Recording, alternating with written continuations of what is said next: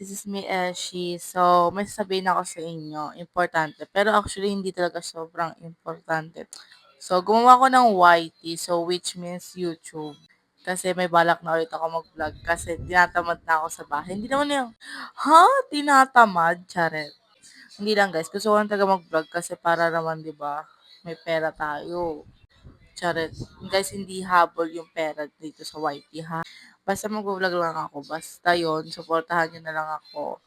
At i-like and subscribe nyo. Wag na wag yung kakalimutan yon kasi malulungkot na ako niyan. Charet lang. Basta i-follow nyo na lang ako kahit saan. Basta nasa description ko yung aking FB tsaka IG. Idadagdag ko na lang yung TikTok ko. So, starting later or ngayon is mag-vlog na ako. Kasi may pupunta dito sa bahay namin actually. Sobrang special sa akin na itong tao to. Special.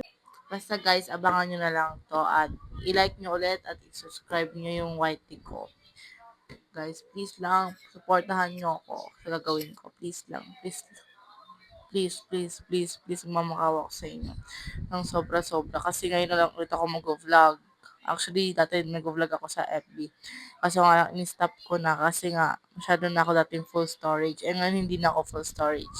Please lang guys, please lang guys. Abangan nyo lang mamaya yung aking vlog. Bye guys, thank you.